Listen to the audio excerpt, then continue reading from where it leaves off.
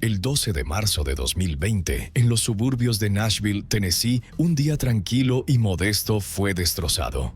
Cerca de un sitio de construcción abandonado, un transeúnte se encontró con una escena de accidente automovilístico horrible y llamó inmediatamente a los servicios de emergencia. Al principio, todos pensaron que solo era un trágico accidente, pero a medida que la investigación avanzaba, se revelaron secretos cada vez más increíbles. ¿Qué ocurrió? ¿Fue solo un accidente o una venganza meticulosamente planeada? Sigamos las pistas para descubrir uno de los casos que impactó a la comunidad. Holly Williams, nacida como Holly Ann Williams el 14 de enero de 1987 en Nashville, era una mujer segura de sí misma. Sus amigos la describían en términos contrastantes. Algunos la veían como un alma bondadosa y modesta, mientras que otros hablaban de ella como una persona ferozmente independiente y de fuerte voluntad. Holly siempre había estado cautivada por la belleza. Veía arte en el mundo que la rodeaba y desde joven se sintió atraída por la expresión creativa. Su pasión por la estética y el embellecimiento la llevó a seguir una carrera en la industria de la belleza. A mediados de 2017, Holly se graduó de la Georgia Career Academy en McDonough y obtuvo su licencia en cosmetología. Solo unos meses después, en septiembre de ese año, con gran determinación y ambición, abrió su propio negocio llamado Shine Aesthetics, donde Holly se especializa en maquillaje, cuidado de la piel y extensiones de pestañas.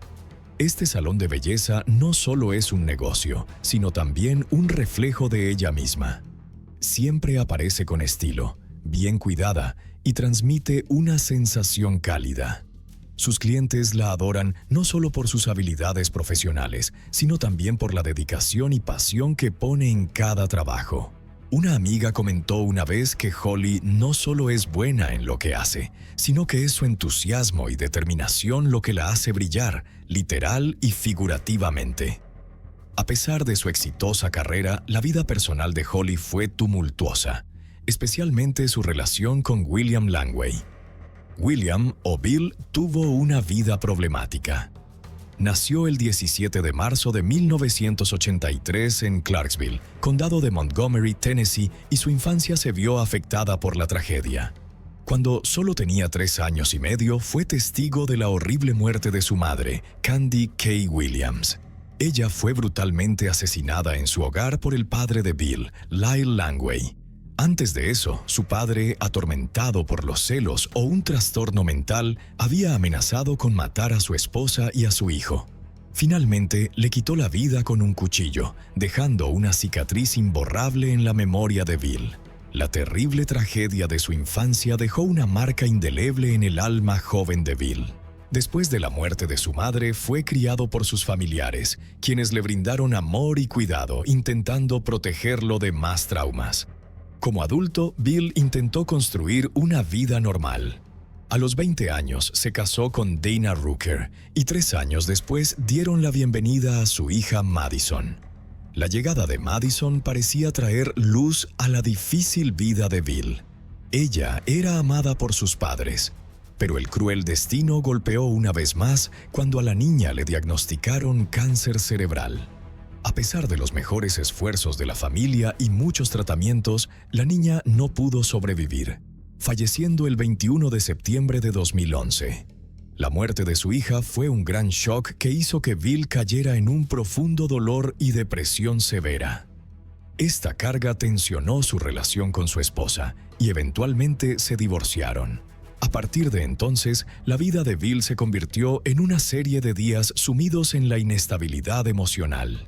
Amigos y familiares notaron que se volvió cada vez más reservado, ocultando sus emociones tras un exterior tranquilo. Pero por dentro luchaba constantemente con sus obsesiones internas. Los estallidos de ira y los signos de crisis nerviosa aparecieron más frecuentemente, haciendo que todos a su alrededor comprendieran que Bill estaba sufriendo un gran dolor. Afortunadamente, encontró consuelo en su trabajo como mecánico. El trabajo manual de Bill le proporcionó una distracción de su dolor, y la rutina de arreglar autos le ayudó a mantener una semblanza de estabilidad. Notablemente, Bill parecía ser una persona diferente en fiestas o bares. Su habitual tranquilidad y melancolía desaparecían, reemplazadas por una persona alegre, vivaz y encantadora. Fue durante esos momentos que él y Holly Williams se conocieron y se enamoraron. Su encuentro pareció ser la oportunidad de Bill para encontrar la felicidad nuevamente. La atracción entre los dos fue inmediata y pronto comenzaron a salir. En los primeros días su relación estaba llena de ternura y dulzura. Pasaban mucho tiempo juntos y todos a su alrededor creían que eran una pareja feliz. Lamentablemente, con el tiempo, el romance inicial dio paso gradualmente a conflictos y los oscuros rincones de la relación comenzaron a surgir. De un amor apasionado con gestos románticos, su relación se convirtió en un ciclo de celos, manipulación y cambios emocionales erráticos. Bill, aún traumatizado por su pasado y la pérdida de su hija, exhibe un comportamiento errático. Sus emociones intensas a menudo se desbordan en la relación, causando episodios de celos que conducen a discusiones acaloradas. La ligereza y la diversión iniciales son reemplazadas gradualmente por tensión e inestabilidad. A pesar de todo, Bill siempre logra reconquistar a Holly con disculpas, regalos y promesas de cambiar, perpetuando una relación tóxica de la que ninguno puede escapar. A medida que la relación avanza, su comportamiento se vuelve cada vez más inquietante. Provoca peleas por asuntos triviales e incluso se vuelve violento con su novia. Holly, que alguna vez soñó con un futuro con Bill, ahora comienza a temer por su seguridad. Cuando decide dejar la relación tóxica, Bill hace todo lo posible por aferrarse a ella, incluso usando el dolor de perder a su hija de su matrimonio anterior como una herramienta para manipular sus emociones. Bill hizo que Holly se sintiera culpable por querer dejarlo cuando él más la necesitaba, manipulando sus emociones al explotar su dolor y empatía hacia él. Mientras Holly entendía el dolor de Bill, su paciencia no era ilimitada. Intentó apoyarlo tanto como pudo, pero la inestabilidad de Bill empeoró. Cuando Holly trató de distanciarse, Bill respondió con una agresividad creciente. Siendo una mujer independiente y enfocada en su carrera, Holly se sentía constantemente atraída de nuevo hacia Bill. Quizás creía que podría ayudarlo a sanar, o quizás estaba atrapada en las intensas emociones de la relación. Un incidente llevó a Holly a su punto de quiebre. Un día, después de regresar a casa del trabajo, encontró a su amado perro muerto. El animal no había mostrado signos de enfermedad y su muerte repentina la hizo sospechar de inmediato. Bill negó cualquier participación, pero la mujer estaba convencida de que fue un acto de venganza destinado a castigarla por intentar dejarlo. Este incidente reforzó sus miedos, haciéndola darse cuenta de que estar con Bill no solo amenazaba su seguridad, sino que también podría llevar a la muerte. Este fue el claro final de su relación, pero Bill se negó a aceptar la ruptura. Continuó acosándola y persiguiéndola, llamándola incesantemente y apareciendo en su casa de manera inesperada. Su relación tóxica alcanzó un clímax peligroso cuando estalló una discusión acalorada, lo que llevó a la intervención de la policía. Bill fue arrestado y acusado de asalto agravado y secuestro después de intentar forzar a su novia a entrar en su auto. A raíz de este evento, Holly obtuvo una orden de restricción, esperando que le proporcionara algún nivel de seguridad. Pero el alivio fue efímero. Solo una semana después, la pareja fue encontrada muerta en circunstancias misteriosas. El descubrimiento de sus cuerpos inicialmente llevó a las autoridades a creer que las muertes eran el resultado de un trágico accidente. Un transeúnte había informado haber encontrado un auto en un sitio de construcción en la parte suroeste de Nashville. El vehículo parecía haber salido de la carretera y chocado contra un árbol. El testigo asumió que las personas dentro habían resultado heridas en una colisión. Pero cuando la policía llegó a la escena, rápidamente se dieron cuenta de que había ocurrido un crimen. Holly y Bill fueron encontrados en el asiento trasero del auto, sus cuerpos contorsionados en posiciones antinaturales.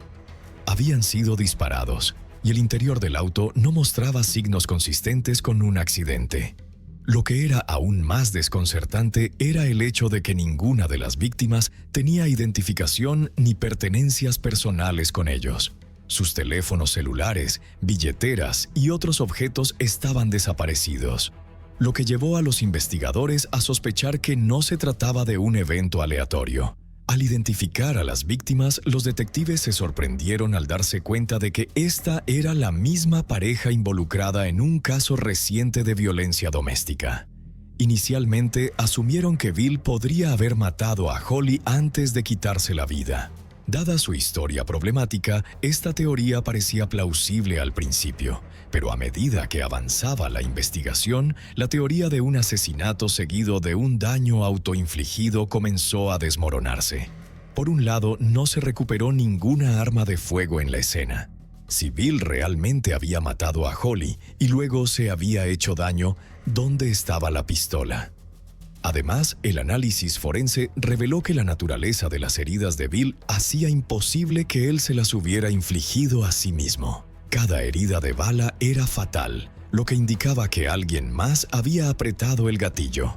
Las balas habían sido disparadas con precisión, sugiriendo la implicación de alguien experto en el manejo de armas de fuego. Los detectives profundizaron en el caso. Entrevistaron a amigos y familiares de Holly, aprendiendo que ella había tomado medidas significativas para protegerse de Bill en los meses previos a su muerte. Había instalado cámaras de seguridad y reforzado las cerraduras de sus puertas, esperando protegerse de su comportamiento cada vez más errático. Cuando la policía revisó las grabaciones de las cámaras, descubrieron evidencia inquietante. Bill había sido visto merodeando alrededor de su casa en varias ocasiones, deambulando por la propiedad como si estuviera buscando algo. Sus acciones confirmaron su obsesión por ella y su incapacidad para seguir adelante. Pero también plantearon preguntas sobre si él era realmente responsable del encuentro final y mortal. Además de las grabaciones, testigos se presentaron para informar que habían visto a Holly y Bill juntos la noche del 11 de marzo, solo unas horas antes de que se encontraran sus cuerpos. Extrañamente, la pareja parecía estar teniendo una conversación tranquila, sin signos visibles de hostilidad entre ellos. Este detalle desconcertó a los investigadores, sugiriendo que quizás su relación había tomado un rumbo hacia la reconciliación o al menos una tregua temporal. Cualquiera que fuera la naturaleza de su interacción esa noche, no parecía sugerir que una altercación violenta estuviera en el horizonte. La ausencia de un arma, combinada con la evidencia forense, llevó a las autoridades a explorar teorías alternativas. ¿Podrían Holly y Bill haber sido víctimas de un tercero? Sus pertenencias desaparecidas apuntaban a un posible escenario de secuestro. Si habían sido secuestrados y forzados a entrar en el auto a punta de pistola, explicaría por qué fueron encontrados en posiciones tan antinaturales. Pero, ¿quién querría que estuvieran muertos? ¿Y por qué? A medida que los investigadores continuaban ensamblando los eventos que llevaron a sus muertes, el caso se volvía cada vez más complejo. Las muertes de Holly y Bill no fueron un accidente. Quedó claro que se trataba de un asesinato doble premeditado llevado a cabo por alguien que sabía lo que estaba haciendo. A medida que avanzaba la investigación, un hecho se volvió innegable. Se trataba de un doble homicidio. Los cuerpos de las víctimas fueron encontrados dentro de la Cura Blanco, que había sido empujado intencionadamente fuera de la carretera en un intento de simular un accidente de tráfico. La evidencia apuntaba a la implicación de un tercero o potencialmente múltiples individuos. Los perpetradores parecían decididos a hacer que las muertes se asemejaran a un desafortunado accidente. Además, el intento de escenificar la escena fue mal ejecutado, descuidado e incompleto. Esto sugería una falta de planificación o una urgencia por encubrir el crimen. A pesar del intento amateur de encubrimiento, el perpetrador se había asegurado de no dejar huellas dactilares u otra evidencia rastreable en el vehículo, lo que añadía más complejidad al caso. A medida que los detectives profundizaban, una de las teorías iniciales que exploraron fue que los asesinatos podrían haber sido un acto de venganza. Bill tenía un temperamento notorio y un historial problemático, y no era difícil imaginar que había hecho enemigos a lo largo de los años. Los familiares y conocidos confirmaron que su personalidad explosiva a menudo le había traído problemas, llevándolo a altercados y relaciones tensas. La posibilidad de que uno de sus enemigos buscara venganza parecía plausible, pero aún quedaba la pregunta sobre la implicación de Holly. Según todos los informes, ella era una persona pacífica y de buen corazón, el completo opuesto de Bill en temperamento. ¿Por qué sería ella el objetivo? Quizás, teorizaron los detectives, simplemente había estado en el lugar equivocado en el momento equivocado, una testigo inocente de la venganza de otra persona. Para explorar todas las posibilidades, los investigadores examinaron los contactos recientes de la víctima. Revisaron el contenido de los teléfonos celulares, laptops y cuentas de redes sociales de la pareja. Durante este barrido digital surgió un detalle curioso. Tanto Holly como Bill habían comunicado con el mismo número de teléfono misterioso en los días previos a sus muertes. El número era inubicable a través de medios convencionales, lo que levantó banderas rojas inmediatas. Tales números anónimos suelen ser utilizados en transacciones ilícitas o por personas que desean ocultar sus identidades. Si bien era imposible determinar la identidad de la persona detrás del número de inmediato, los detectives sospechaban de un crimen. Solicitaron asistencia del Buró Federal de Investigaciones, cuya unidad especializada en cibercrimen podría ayudar a rastrear el número mediante métodos más avanzados. Mientras la investigación sobre los registros telefónicos continuaba, los detectives dirigieron su atención a las grabaciones de seguridad de la casa de Holly.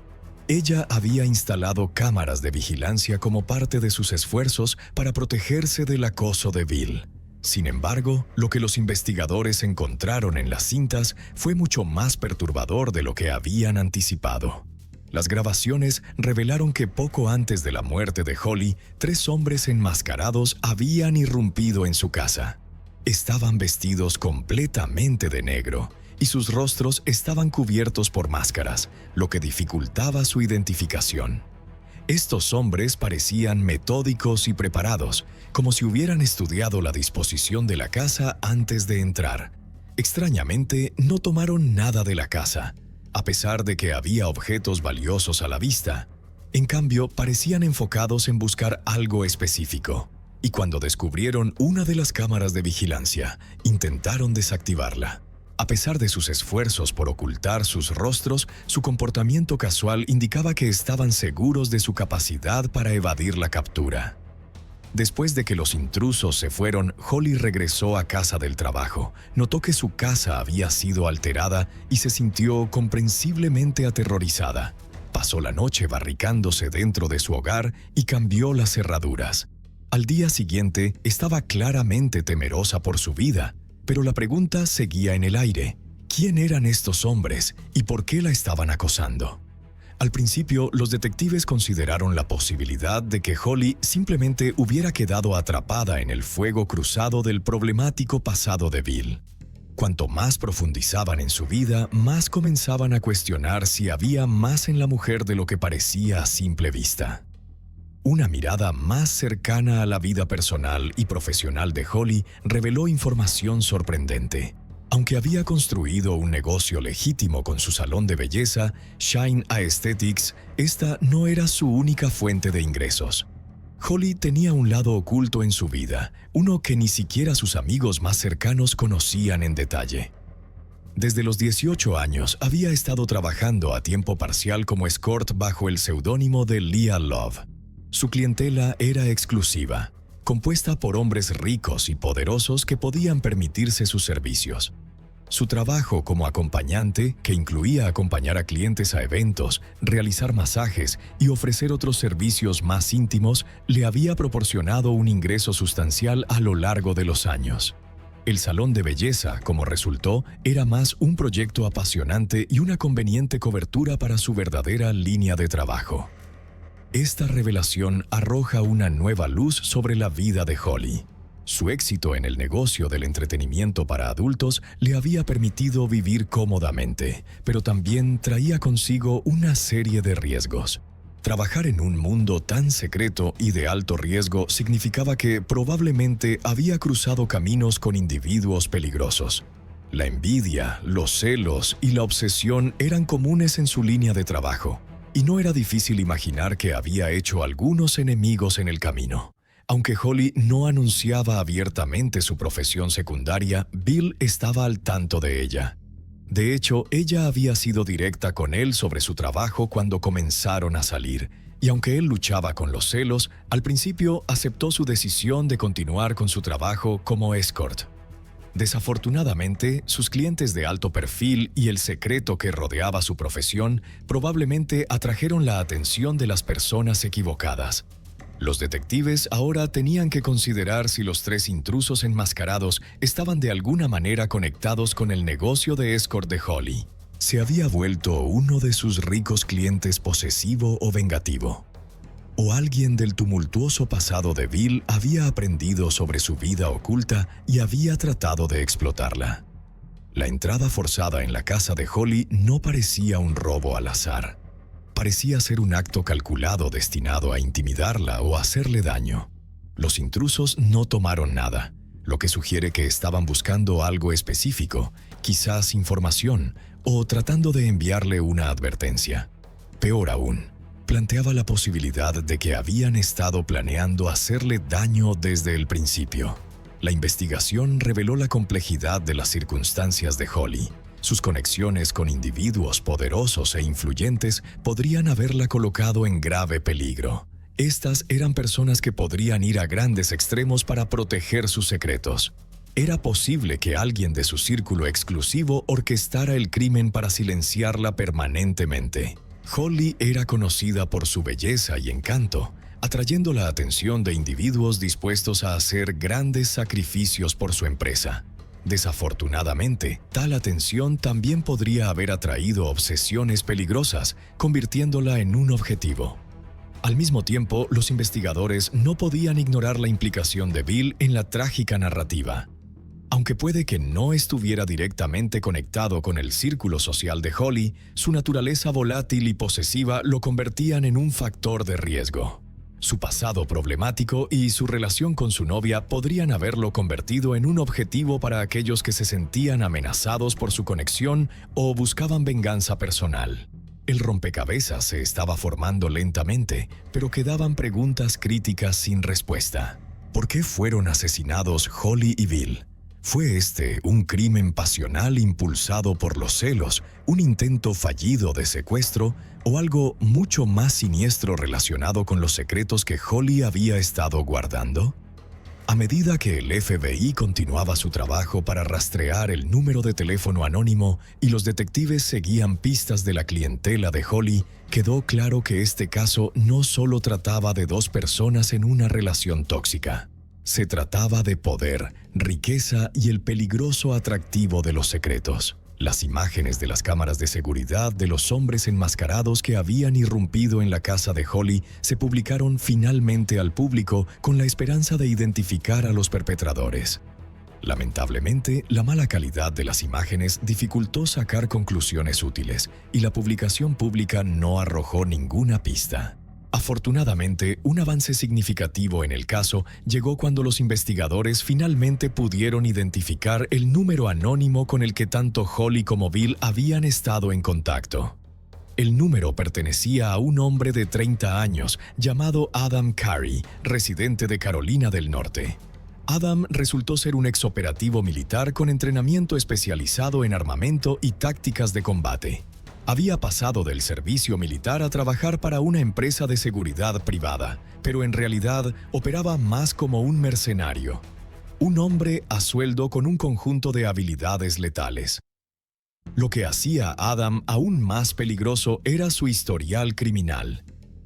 Una búsqueda en su pasado reveló que había cumplido una sentencia de 4 meses por hacerse pasar por policía. Un crimen que debería haber levantado más alarmas de las que lo hizo. Durante un registro en su apartamento, los investigadores encontraron un arsenal de armas ilegales, incluidos silenciadores, miras telescópicas, componentes para explosivos e incluso granadas aturdidoras. A pesar de poseer materiales altamente peligrosos, había logrado evitar una larga condena en prisión, un hecho que insinuaba posibles conexiones o protección de individuos influyentes. Estaba claro que Adam era un hombre peligroso, y el hecho de que su rostro coincidiera con el del hombre en las grabaciones de CCTV de Holly lo convertía en un sospechoso principal. Con esta revelación, la investigación dio un giro drástico. Los detectives trabajaron arduamente para descubrir la conexión entre los individuos. Dada la historia de Adam y su conjunto de habilidades, era poco probable que su implicación fuera una coincidencia. Se especializaba en asignaciones serias, a menudo trabajando como guardia de seguridad para individuos de alto perfil o llevando a cabo operaciones que requerían sigilo y precisión. Cuando Adam fue llevado para ser interrogado, los detectives enfrentaron resistencia. Se mantuvo reservado, proporcionando poca información que pudiera ayudar a avanzar en la investigación. Después de varias rondas de interrogatorio, el sospechoso fue detenido, lo que permitió a los investigadores reunir más evidencia. Mientras Adam permanecía bajo custodia, los detectives dirigieron su atención a otra figura clave que había surgido durante la investigación: un hombre llamado Eric Charles Mound. Eric Mound era un empresario exitoso de Austin, Texas, donde era propietario del concesionario Mound Toyota, un conocido concesionario de automóviles en el área. Para todos a su alrededor parecía el hombre de familia perfecto, un esposo y padre amoroso, profundamente involucrado en su comunidad. A pesar de eso, como pronto descubrió el detective, tenía un lado oculto en su vida. Como muchos hombres exitosos, Eric tenía una debilidad por las aventuras extramaritales. Una de estas aventuras era con Holly Williams. El hombre viajaba a menudo a Nashville, alegando que visitaba a su hijo, que estaba en la universidad allí. Pero durante estos viajes se encontraba en secreto con Holly. Eric la había conocido inicialmente a través de sus servicios de escort y rápidamente formaron un arreglo regular. La belleza y el encanto de Holly lo cautivaron y se encontraban cada vez que él estaba en la ciudad, manteniendo su aventura en discreción. Eric usó un alias y mantuvo sus comunicaciones discretas. El 3 de febrero de 2020, utilizando un nombre falso, se puso en contacto con Holly por correo electrónico. Le informó que pronto estaría en la ciudad y expresó su deseo de verla. Durante los días siguientes continuó enviando mensajes, anticipando con entusiasmo su encuentro. Aparentemente, la cita había transcurrido sin problemas, pero la aventura pronto se complicaría. Para el 1 de marzo de 2020, Eric recibió una serie de mensajes amenazantes anónimos. El remitente desconocido afirmaba tener conocimiento de su aventura con Holly y exigía $2,000–5,000 para mantener el silencio. Si no cumplía, el chantajista amenazaba con exponer su infidelidad a su esposa, destruyendo su reputación y su familia. Tal escándalo sería devastador para un hombre de la posición de Eric. No se dio cuenta en ese momento de que el chantaje no provenía de Holly ni de un individuo al azar. Había una operación mucho más sofisticada detrás de ello. Ante la posible ruina de su vida personal y profesional, recurrió a un viejo conocido para pedir ayuda. Un hombre llamado Gilad Peled. Gilad, de 47 años, era un antiguo asociado que había estado consultando para el concesionario de Eric, ayudando a resolver problemas relacionados con personas sin hogar que ocupaban los estacionamientos de su negocio. Pero más importante aún, era el propietario de una empresa de seguridad privada, una empresa que había asumido varios contratos de protección, aunque había estado luchando debido a la facilidad con la que los texanos podían armarse y protegerse. A pesar de la disminución de los negocios de su empresa, Gilad tenía los recursos y conexiones que Eric necesitaba. El hombre estaba ansioso por aceptar a un nuevo cliente lucrativo como Eric Mound, especialmente porque su empresa empleaba a alguien con las habilidades especializadas para manejar la situación, nada menos que Adam Carey. Gilad había comenzado su negocio de seguridad después de regresar a Texas de Israel, donde había vivido por un tiempo. Su experiencia en entrenamiento lo hacía ideal para manejar situaciones delicadas y peligrosas, y el problema de Eric presentaba una oportunidad para demostrar el valor de su empresa. Eric explicó la situación del chantaje a Gilad y los dos rápidamente idearon un plan. En lugar de pagar el rescate, decidieron eliminar el problema por completo. La reputación y la vida familiar de Eric estaban en juego y estaba dispuesto a tomar medidas extremas para protegerlas. Con Adam, un mercenario entrenado que ya trabajaba para Gilad, estaba claro que esto no sería una simple amenaza o intimidación. Sería algo mucho más severo. A medida que los detectives profundizaban en el caso, el motivo detrás de las muertes de Holly y Bill se volvía más claro. La implicación de Holly con Eric, junto con las amenazas de chantaje, la habían convertido en algo más que una simple aventura. La habían transformado en un pasivo peligroso. Desesperado por mantener oculta su vida secreta, Eric activó involuntariamente una serie de eventos que conducirían, en última instancia, al asesinato. Bill, aunque no estaba directamente involucrado en el chantaje, se convirtió en una víctima desafortunada. Su conexión con su novia Holly, junto con su presencia el día del asesinato, selló su destino. La investigación pronto reveló que los asesinatos fueron premeditados y ejecutados con escalofriante precisión. Adam Curry, contratado para hacer el trabajo, trabajó junto a Gilad, mientras que el desesperado deseo de Eric de proteger su reputación impulsaba la trama. El asesinato de Holly Williams y Bill Langway no fue un accidente. Fue un acto calculado y despiadado nacido del secreto, la obsesión y los extremos a los que uno estaría dispuesto a llegar para proteger su propia imagen. Unas semanas después de los brutales asesinatos de Holly Williams y Bill Langway, surgió un detalle aparentemente benigno que más tarde resultaría ser una pieza crítica de evidencia en la investigación. Eric Charles Mound, el adinerado empresario de Austin involucrado en la aventura, dejó una reseña positiva en un sitio web dedicado a empresas de seguridad privada. A simple vista, el comentario parecía inocuo. Eric elogiaba la eficiencia y profesionalismo del personal de seguridad de Gilad Peled, expresando lo satisfecho que estaba con sus servicios. Pero para los detectives que ya estaban tras su pista, esta fue la pista que habían estado esperando. La reseña demostraba una conexión directa entre Eric, el sospechoso Adam Curry y la pareja asesinada. Ahora, la última pieza del rompecabezas era conseguir que Adam confesara y desentrañara la red de engaños. El sospechoso había estado resistiendo el interrogatorio, pero los detectives le advirtieron que el silencio solo empeoraría las cosas. Lo presionaron, enfatizando que el caso ya se estaba cerrando sobre todos los involucrados. Gradualmente, Adam comenzó a ceder. Con el tiempo, comenzó a revelar más detalles. Explicó que Eric Mound había buscado la ayuda de Gilad Peled después de recibir mensajes amenazantes. Eric, sintiendo la presión del posible chantaje, se había quejado de acoso y extorsión. Sospechaba que Holly podría estar involucrada, así que recurrió a Gilad para una investigación discreta. Gilad luego incorporó a Adam y a otro exmilitar, Byron Brockway, en la operación. Ambos tenían experiencia en combate y operaciones especiales, lo que los hacía adecuados para esta tarea sensible y peligrosa. Inicialmente, su tarea era manejar la situación de manera discreta. La misión era sencilla: identificar a la persona detrás de las amenazas e intimidarla para que guardara silencio. Adam y Byron comenzaron a vigilar a Holly y Bill, y Adam enviaba informes detallados de progreso a Gilad que se asemejaban más a informes militares que a actualizaciones típicas de un investigador privado.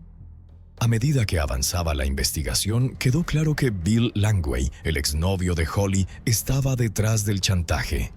Se enteró de la aventura de su novia con Eric y vio una oportunidad para vengarse de ella mientras hacía dinero. Usando un alias, había estado enviando mensajes amenazantes a Eric, exigiendo $2,000 a cambio de mantener en secreto la aventura. Una vez que se confirmó la implicación de Bill, la operación tomó un giro más oscuro. Las órdenes de Gilad cambiaron de simplemente intimidar a Bill a eliminar a la pareja, que podría convertirse en un pasivo. Eric, aterrorizado de perderlo todo, aceptó escalar el plan. El acoso de Bill continuó, y la gota que colmó el vaso llegó el 11 de marzo, cuando Eric recibió una llamada telefónica en casa. Si su esposa hubiera contestado, el llamante habría expuesto la aventura, arruinando la reputación y la familia de Eric. En un momento de pánico, aceptó la propuesta de Gilad para encargarse de Bill y Holly, ofreciendo una enorme suma de $705,000 por el trabajo.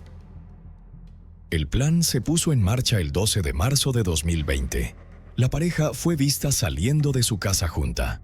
Subieron a un auto y se dirigieron, sin saber que Adam y Byron los estaban siguiendo. El destino de la pareja quedó sellado cuando los mercenarios armados los interceptaron. Adam y Byron secuestraron a Holly y Bill, llevándolos a un sitio de construcción remoto en el Boulevard de Old Hickory. Allí dispararon a ambas víctimas y dejaron sus cuerpos en el asiento trasero de su auto, que luego empujaron por un terraplén para hacer que pareciera un trágico accidente. Con los asesinatos completados, los mercenarios trabajaron meticulosamente para eliminar cualquier rastro de su implicación.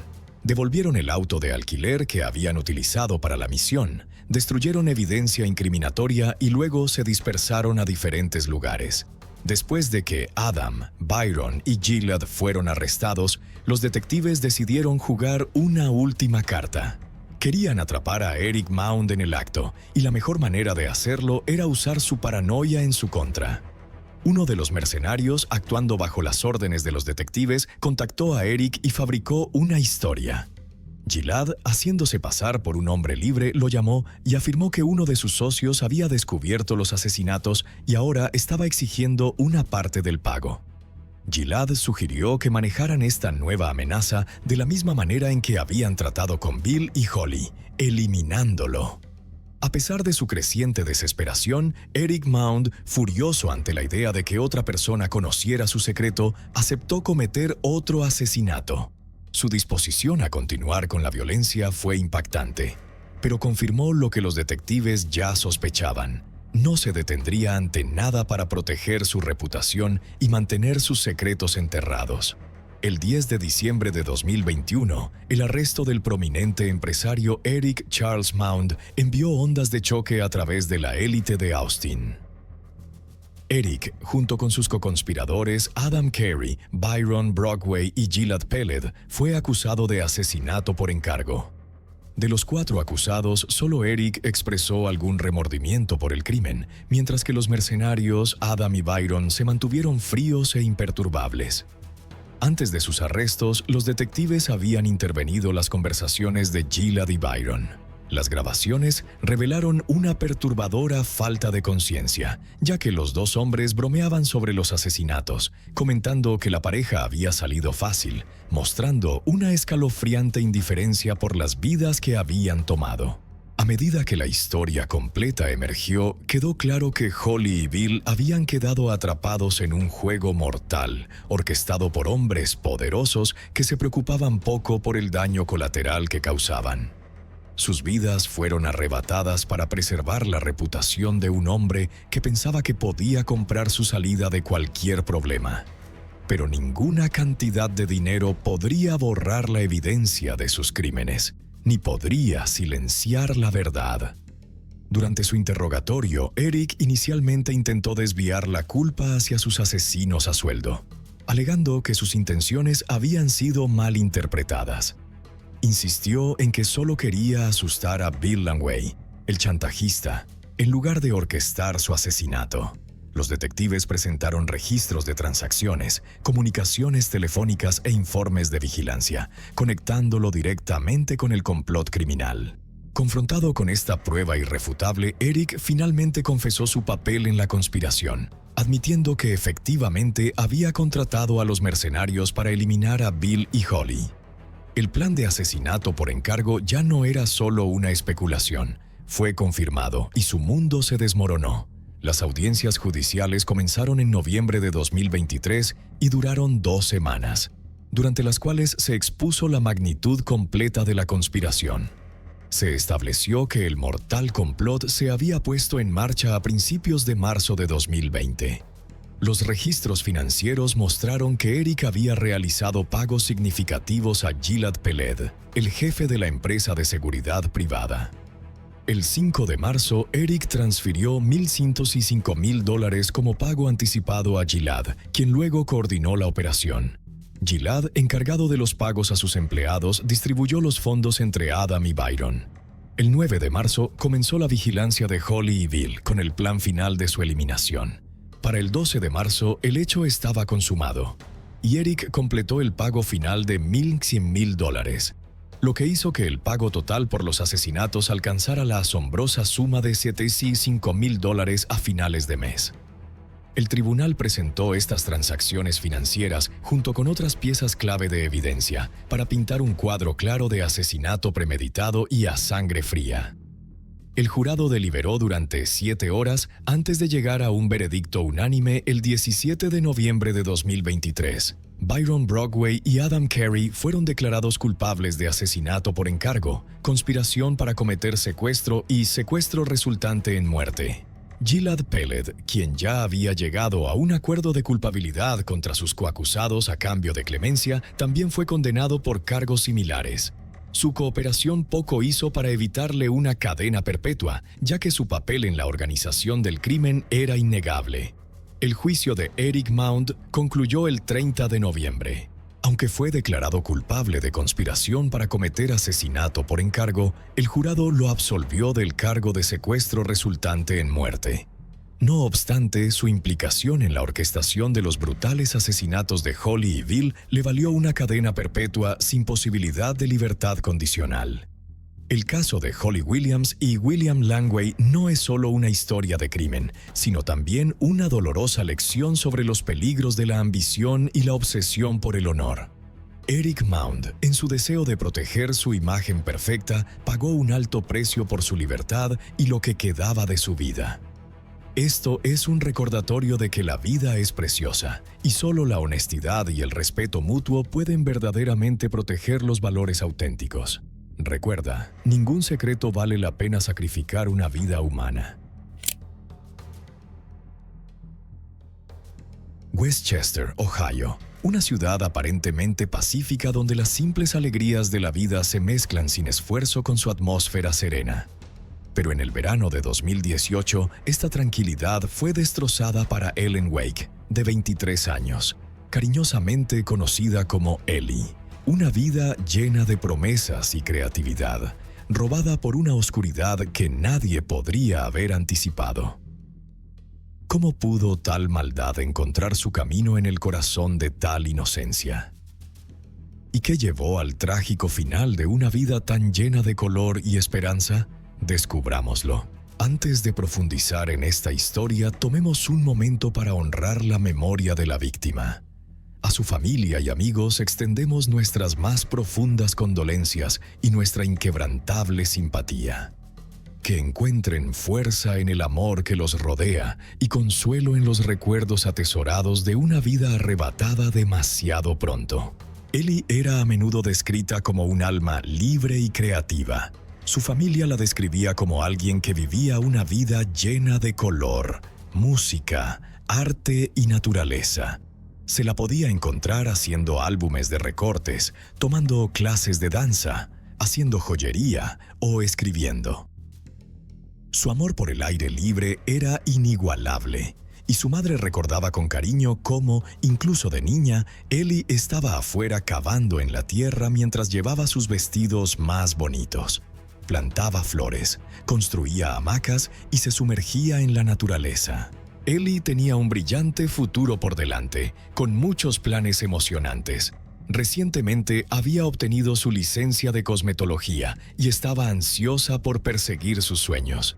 Pero a medida que se acercaba el verano de 2018, su perspectiva positiva estaba siendo puesta a prueba de maneras que nadie podría haber imaginado. Durante casi un año, una persona desconocida la había estado acosando a través de mensajes y DMs enviados desde números enmascarados, nombres de usuario aleatorios y varias cuentas de Snapchat, Instagram y Facebook.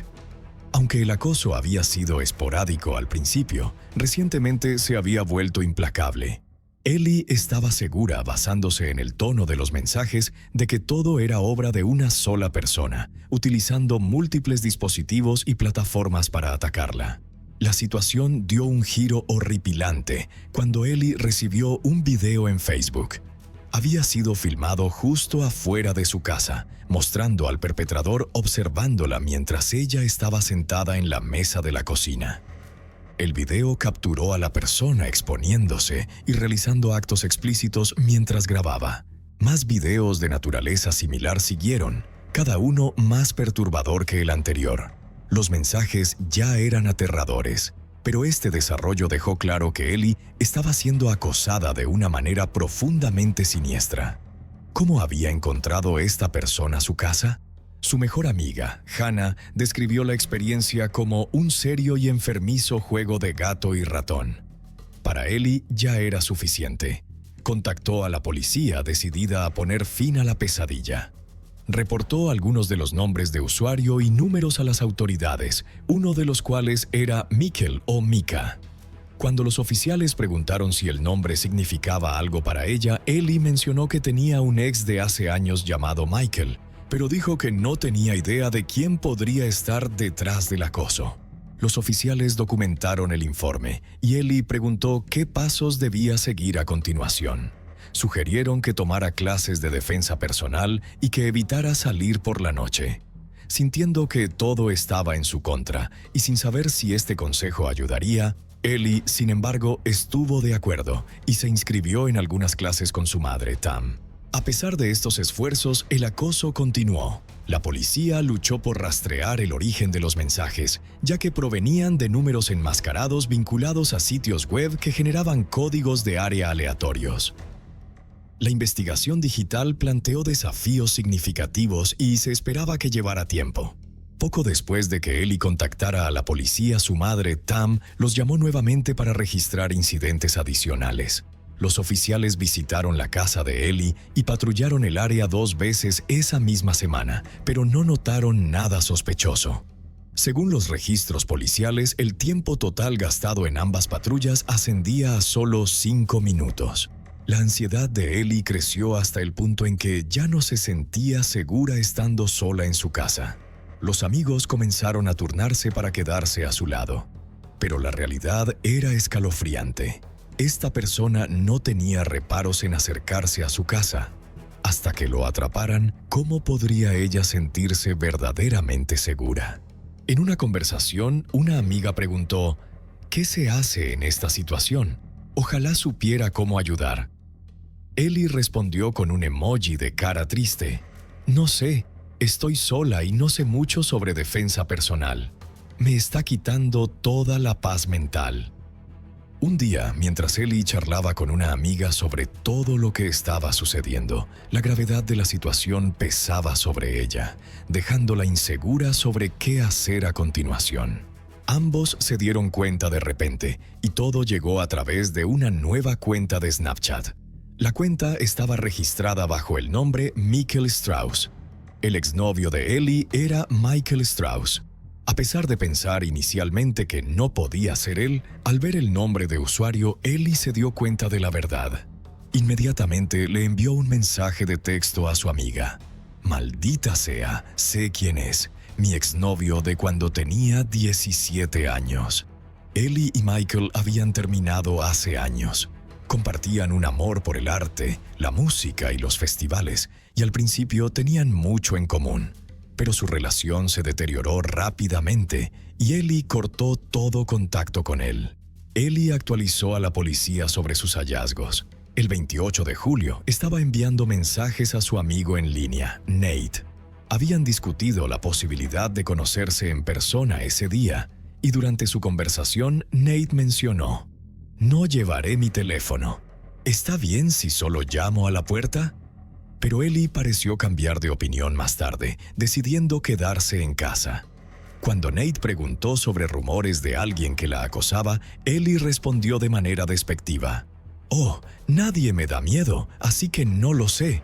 Cuando Nate indagó sobre sus planes para la noche, Ellie mencionó que estaba en casa sola, sin visitantes, y que se estaba preparando para dormir. Siguió su rutina nocturna habitual, que incluía cerrar las puertas con llave y pegar las cortinas. Una precaución nacida de su creciente miedo. Lo que Ellie no se dio cuenta era que en realidad no estaba hablando con Nate. Solo era otro número falso y un nombre falso. Ahora Michael Strauss sabía que estaba sola en casa. El 1 de agosto de 2018, después de varios días sin poder contactar a Ellie, su angustiada madre, Tam, reportó su desaparición. No había duda en la mente de nadie de que la desaparición de Ellie estaba directamente relacionada con el acoso. Su auto seguía estacionado frente a su casa y no había habido actividad en su teléfono ni en sus tarjetas bancarias. Una pregunta crítica para la policía era si el teléfono de Ellie había sido analizado antes de su desaparición para ayudar a identificar a su acosador. Sin embargo, la policía de Westchester se negó a comentar. Se reveló que su caso no había sido clasificado como acoso, sino como acoso por telecomunicaciones. Uno de los números conectados al falso Nate tenía un código de área 213 adquirido a través de un sitio web. El número no tenía datos previos, no estaba vinculado a ningún otro teléfono y no había estado activo desde el día en que Ellie desapareció. Durante las siguientes 2 semanas, a medida que la búsqueda de Ellie se intensificaba, los detectives obtuvieron información del sitio web donde se había comprado el número. Descubrieron un nombre de usuario, la fecha en que se creó la cuenta, su último inicio de sesión y el correo electrónico asociado. Todo estaba vinculado a su exnovio, Michael Strauss. Michael tenía un historial criminal que abarcaba más de una década, incluidos cargos por indecencia pública, posesión de una sustancia controlada, fraude de identidad y robo. Notablemente, su cargo de indecencia pública de junio de 2015 había llevado a una evaluación de salud mental ordenada por la corte y un año de tratamiento de seguimiento. Los detectives también descubrieron que Michael había creado números adicionales para contactar a otras mujeres e incluso había configurado una nueva cuenta en el mismo sitio web solo 53 minutos después de enviar el último mensaje a Ellie usando el código de área 213. El 24 de agosto, trágicamente, menos de un mes después de que Ellie fue reportada como desaparecida, se hizo un devastador descubrimiento. Las autoridades confirmaron que los restos encontrados en el municipio Liberty Township pertenecían a Ellie. El fiscal del condado de Butler, Michael Mosher, anunció con certeza que el cuerpo encontrado en un campo cerca de la calle Millikin era el de Ellen Wake, de 23 años, quien había estado desaparecida desde el 1 de agosto. El cuerpo fue descubierto el viernes por la tarde, mientras la policía de Westchester buscaba evidencia relacionada con la desaparición de Ellie. Encontrado en un campo rural a lo largo de un camino desolado, el cuerpo de Ellie estaba desnudo, envuelto en una manta, atado con cinta adhesiva y cubierto con una bolsa de plástico sobre la cabeza. La causa de la muerte se determinó como asfixia. Perturbadoramente, a solo un corto paseo a través del campo desde donde se encontró el cuerpo de Ellie, se encontraba la residencia de Michael Strauss. A las 4:00 a.m. del día siguiente, la policía de Westchester arrestó a Michael en conexión con el asesinato. Las noticias locales pronto dieron a conocer la historia, informando que la policía había arrestado a un sospechoso en el asesinato de la joven de Westchester. El jefe Joe Herzog explicó que el departamento estaba siendo cauteloso para preservar la escena del crimen, garantizar la integridad de la acusación y reunir una comprensión completa de la evidencia antes de divulgar más información. Esto es lo que las autoridades confirmaron. Michael Strauss, de 29 años y residente de Westchester, había sido arrestado. Una pista había llevado a la policía a la calle Millikin, entre las calles Mud Hughes y Yankee Road, donde se lanzó un esfuerzo de búsqueda significativo. Los oficiales usaron drones, helicópteros y patrullas a pie para registrar el área, descubriendo finalmente el cuerpo de Ellie enterrado en el campo. Michael fue retenido bajo una fianza de $4 millones, mientras los investigadores registraban su casa y dispositivos. Google proporcionó información crucial, revelando que una dirección IP registrada en la casa de Michael había sido utilizada para buscar frases como ¿cuánto tiempo huele un cuerpo muerto?, chica desaparecida en Hamilton, chica desaparecida en Westchester, Ohio. El nombre de Ellie Wake también fue buscado en Google, junto con 3 búsquedas separadas para estrangulador de Cincinnati el 18 de julio, solo días antes de su desaparición. Otras búsquedas incluyeron cómo sobrevivir en prisión, guía de un sobreviviente para la prisión y cómo eliminar fotos de una cuenta de iCloud. Perturbadoramente, también buscó términos como forzada mientras corría y película sensible para adolescentes forzada. La policía declaró que algunas de las otras búsquedas eran tan gráficas e inquietantes que decidieron no divulgarlas. Los investigadores descubrieron numerosos videos que Michael había grabado durante varios meses, mostrando a corredores a los que había seguido mientras conducía o en parques.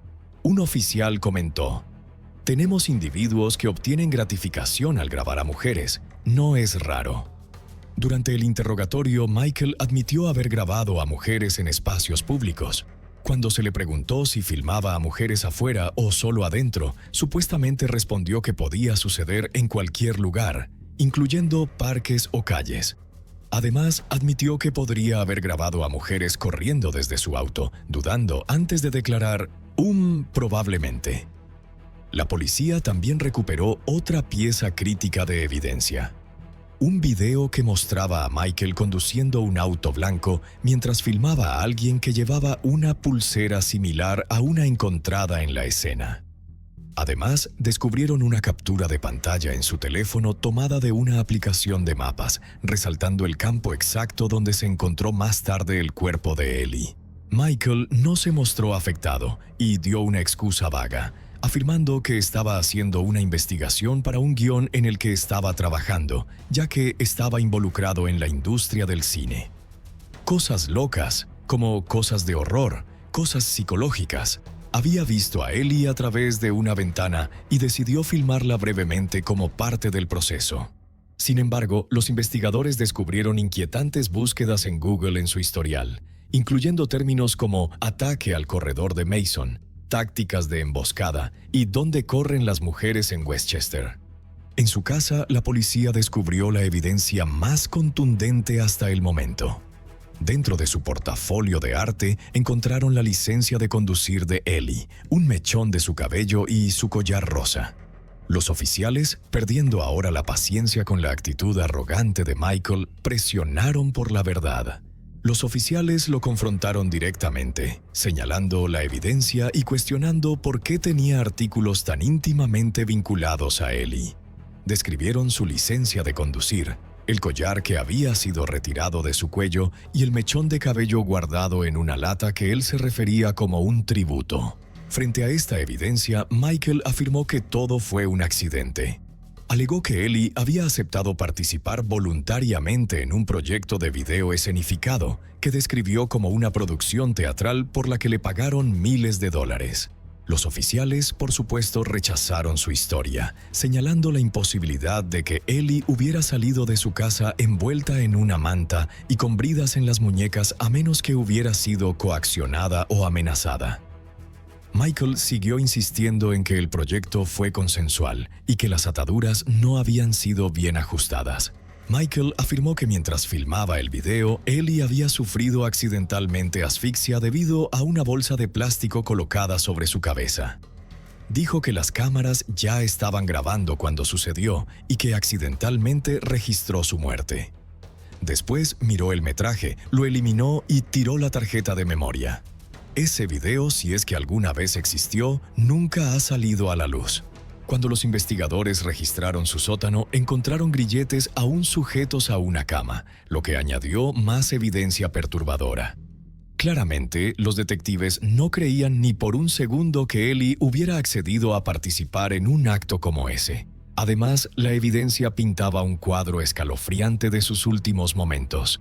Ella había sido claramente forzada a salir de su casa por Michael y llevada a su propiedad. Ahora, Michael Strauss, de 29 años, ha sido acusado de su asesinato. Es conocido por la policía y se descubrieron extensos registros de sus arrestos previos en el condado de Butler. Hay numerosos cargos anteriores en su contra. Hasta ahora enfrenta un nuevo cargo: asesinato. Las autoridades expresaron su gratitud por el apoyo de la comunidad, señalando que habían recibido numerosas pistas e información útil, tanto de la comunidad como de los asociados de Ellie, lo que finalmente llevó a resolver el crimen. Sin su apoyo, el caso podría no haberse resuelto. No hubiera sido posible sin la ayuda de tantos profesionales dedicados. El oficial investigador describió a los policías y detectives de Westchester que trabajaban en el caso como algunas de las personas más dedicadas que jamás había encontrado.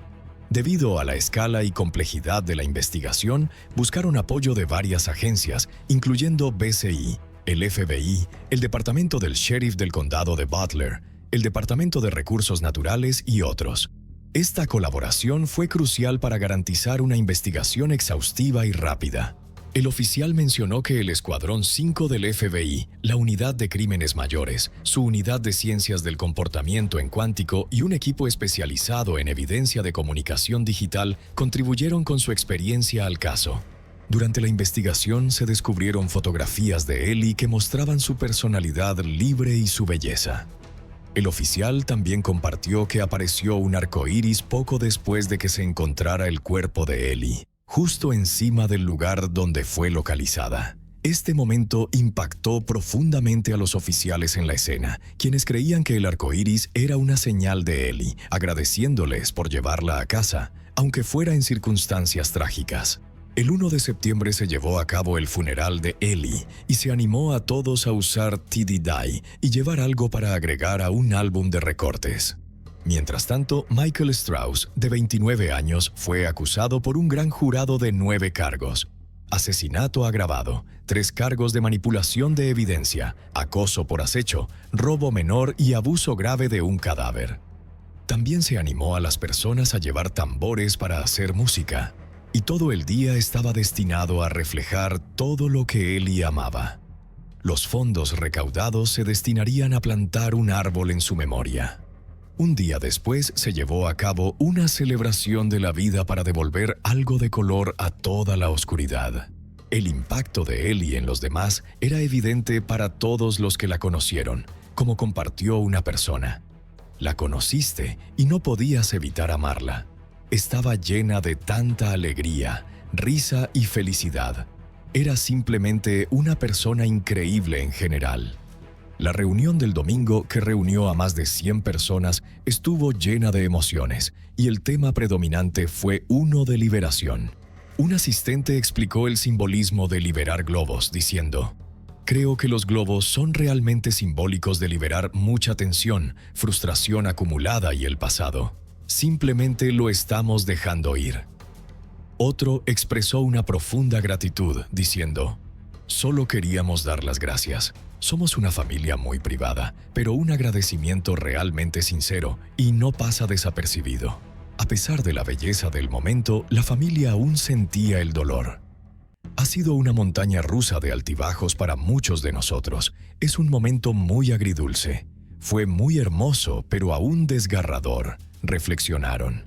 La investigación sobre la muerte de Ellie había sido exhaustiva, con más de 800 páginas de evidencia presentadas ante el tribunal.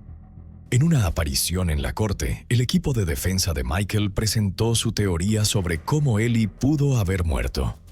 A pesar de su confesión, solicitaron acceso a sus registros médicos y notas del terapeuta, argumentando: «Creemos que los medicamentos pueden mostrar la contribución a su muerte.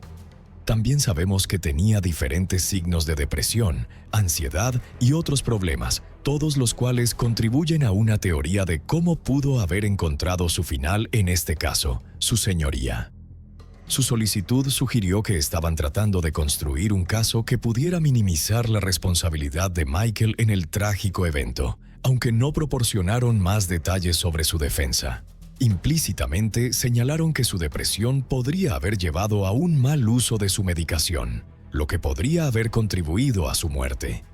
Sin embargo, considerando los hallazgos de la autopsia y la forma en que fue encontrada en el campo, la fiscalía argumentó que esto no solo era una teoría retorcida, sino francamente insultante. Presentaron un informe de toxicología que mostraba qué había en el cuerpo de la señorita Wake en el momento en que fue encontrada, y enfatizaron que el hecho de que ella hubiera estado deprimida o ansiosa era irrelevante para determinar quién era responsable de su muerte. Nunca se llevaría a cabo un juicio, ya que Michael Strauss finalmente se declaró culpable de matar a Ellie. Pero su declaración de culpabilidad significó una sentencia mucho menor, ya que 6 de los cargos iniciales en su contra fueron desestimados. Durante la sentencia, Michael expresó que desde el fondo de su corazón nunca tuvo la intención de lastimar a nadie. Agregó que si hubiera habido alguna manera de devolver a Ellie, hubiera intercambiado lugares con ella con gusto. Afirmó que el objetivo de su vida siempre había sido usar sus valores para traer cosas positivas al mundo, crear en lugar de destruir. Admitió haber fallado en este aspecto, reconociendo que había fallado a sí mismo, a su familia y, lo más importante, a Ellie. Confesó que nunca podría perdonarse a sí mismo y no esperaba el perdón de nadie. No solo eso, enfatizó que no era la víctima en esta situación y que el peso de sus acciones lo acompañaría por el resto de su vida. El padre de Ellie, David, dijo: «Mi Dios me dice que perdone, pero no dice cuándo, y no sé si alguna vez llegaré a eso». La propia madre de Michael también se dirigió a la familia de Ellie, ofreciendo sus más profundas condolencias y expresando su dolor por todo lo que había sucedido. Agregó: «También pido, su señoría, que su castigo por acosar a Ellie, matarla y deshonrar su precioso cuerpo sea el máximo permitido». El juez efectivamente impuso la sentencia máxima posible, pero aún así se sentía como un golpe al estómago para la familia y amigos de Ellie. Michael fue condenado a 17 años y medio tras las rejas, 15 años a cadena perpetua por asesinato, 18 meses por acoso y 1 año por abuso de un cadáver. Las sentencias se cumplirán de forma consecutiva. Con el crédito por el tiempo cumplido, será elegible para libertad condicional por primera vez en 2036 y nuevamente en 2041. El juez reconoció las limitaciones de la ley, calificando como desafortunado que el caso de Michael no calificara para cadena perpetua sin posibilidad de libertad condicional. «Tengo las manos atadas», dijo. Cití: «Hasta el día de hoy no hay una comprensión clara de lo que motivó a Michael a cometer tal acto». La fiscalía admitió que solo podían especular, pero creían que el motivo estaba arraigado en la perversión. El señor Strauss fue el autor, director y productor de su propia película retorcida. Este caso se lee como una novela criminal, una novela de horror de hecho, dijeron. Lo que es tan desgarrador y francamente aterrador es que Ellie hizo todo bien. Hizo lo que se le dijo que hiciera y aún así sucedió, dijo su mejor amiga Hannah. Tras el juicio, se llevó a cabo una investigación interna sobre cómo se habían manejado las repetidas llamadas de Ellie a la policía antes de su muerte. El jefe de policía de Westchester ordenó una suspensión no remunerada de 40 horas para el oficial James Thomas, después de que se determinara que había violado los procedimientos estándar. El oficial Thomas no documentó adecuadamente la información ni llevó a cabo una investigación correcta cuando Ellie presentó su informe el 11 de abril de 2018. El oficial Thomas necesitaba un sentido de urgencia y atención al detalle más fuerte al investigar este caso para garantizar la seguridad de la víctima. Eso no ocurrió, decía el informe. El informe destacó varias omisiones. No documentó que Ellie tenía un exnovio llamado Michael, ni incluyó su apellido o dirección. No se exploraron posibles conexiones con nombres como Mikkel o Mika. Además, los correos electrónicos y videos que Ellie proporcionó no se añadieron al informe. El oficial también falló al no documentar la recepción de un correo electrónico de Ellie el 1 de mayo de 2018, que contenía mensajes de texto adicionales. Estos mensajes no fueron escaneados en el informe ni registrados adecuadamente. A medida que el caso se desarrollaba, surgieron detalles horripilantes. Según documentos judiciales recién publicados, Michael Strauss confesó a un recluso que Ellie Wake, de 23 años, no era su primera víctima. Michael es ahora un sospechoso en otros casos. Su excompañero de celda alegó que Michael admitió haber matado a otra mujer llamada Shelley y deshacerse de su cuerpo en un arroyo. Supuestamente describió las circunstancias del asesinato de Shelley de la misma manera en que describió la de Ellie. Sin embargo, la policía de Westchester no ha podido verificar esta afirmación, ya que la identidad de la supuesta víctima sigue siendo desconocida. En un incidente separado en enero de 2018, una corredora fue atacada mientras corría su ruta habitual. Un hombre con una sudadera negra y mascarilla le agarró por la cara y el cuello. La arrastró a un área cubierta de hierba y le ordenó que se quedara callada. La conexión, si existe, entre este ataque y Michael Strauss sigue sin estar clara. Ella logró defenderse y escapar. De los numerosos videos de Michael, queda claro que tenía una obsesión poco saludable por observar y seguir a mujeres corredoras. Este comportamiento hace que sea muy probable que la policía sospeche de su implicación en incidentes similares. Dado lo perturbado y violento que ya ha demostrado ser Michael, solo se puede preguntar cuántas víctimas pudo haber perjudicado. Solo en Estados Unidos se estima que 13.5 millones de personas son acosadas en un solo año. Casi 1 de cada 3 mujeres y 1 de cada 6 hombres informan haber sido víctimas de acoso en algún momento de sus vidas. Además, el comportamiento de acoso se identifica en el 94% de los casos de asesinato en diversas formas. Un oficial comparó el acoso con ver un asesinato en cámara lenta. La madre de Ellie, Tam, expresó su tormento diciendo: «Cada segundo que mi cerebro no está pensando en otra cosa, el pensamiento de mi hija irrumpe. Estoy atormentada por el miedo y el horror que Ellie debió sentir, mirando a su asesino a través del plástico, con cinta alrededor de su cuello y muñecas, mientras tomaba su último aliento». Ellie Wake tocó profundamente las vidas de muchos. Su primo reflexionó sobre esto, expresando que simplemente habían querido devolver algo de luz a la oscuridad. Admitieron que el verdadero cierre probablemente nunca llegaría, ya que era algo que la familia tendría que manejar día a día. A pesar de esto, enfatizaron que Ellie siempre sería parte de su familia y compartieron su creencia de que algún día la volverían a ver, aunque la espera para esa reunión sería larga. Cuando se encontró el cuerpo de Ellie, apareció un arco iris sobre el campo y el sol brilló intensamente en el mismo lugar donde yacía. Su familia siempre ve esto como una señal de que Ellie los está vigilando ese día, haciéndoles saber que estará bien y agradeciéndoles por encontrarla. Sirve como un recordatorio para siempre buscar la luz, para ver el color, incluso en los momentos más oscuros y grises. Para aquellos de ustedes que disfrutan escuchar en movimiento, nuestros episodios ahora están disponibles en forma de podcast. Pueden encontrarlos a través del enlace en nuestra caja de descripción o buscando Truly Criminal Podcast en sus plataformas de podcast preferidas. ¿Qué opinas sobre el caso de hoy? Nos encantaría escuchar tu opinión y tus sentimientos. El caso del que vamos a hablar hoy está lleno de demasiadas coincidencias extrañas y giros inesperados. Una vez fue referido por los medios como el caso más bizarro de Florida. Ahora vamos a descubrirlo juntos.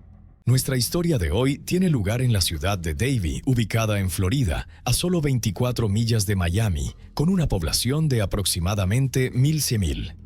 Davie es una comunidad de alto nivel, donde muchas casas lujosas tienen vistas impresionantes al agua.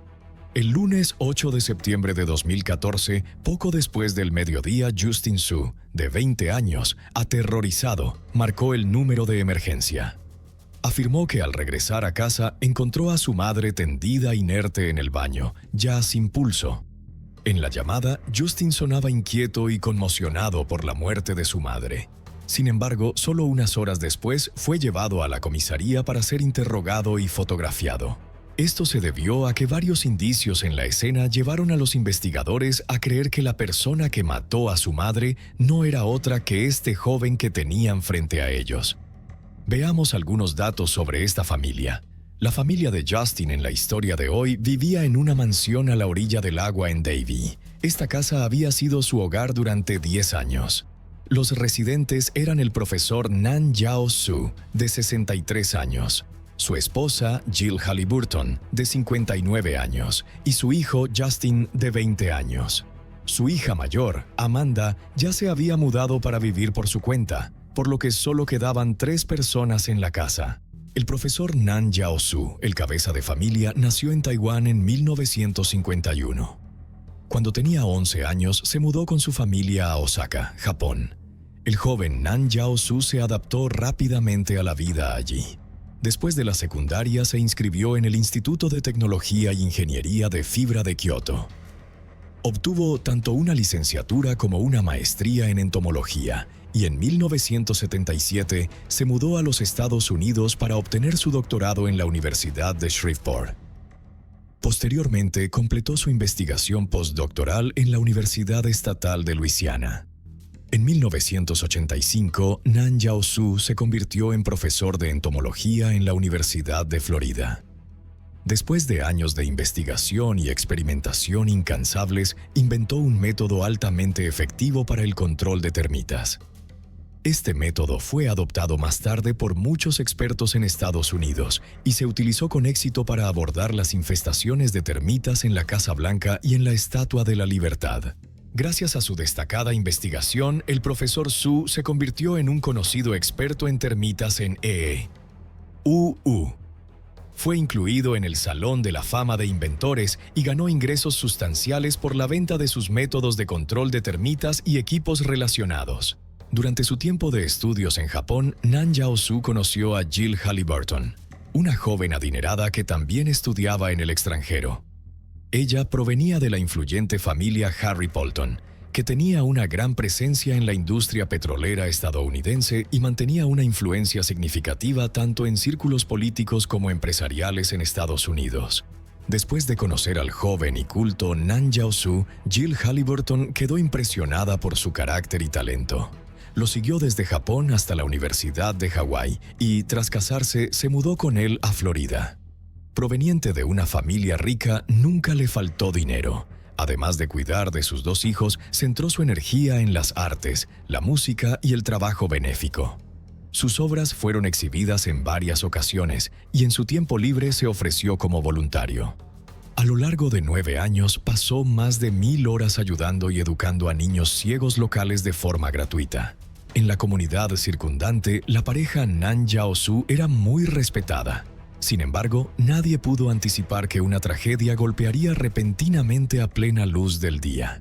El lunes 8 de septiembre de 2014, Nan Yao Su y su esposa se despertaron más tarde de lo habitual, ya que acababan de regresar de un viaje a Malasia el día anterior y aún se estaban ajustando a la diferencia horaria. Antes de su viaje, para asegurar la seguridad de su hogar, habían instalado un sistema de vigilancia.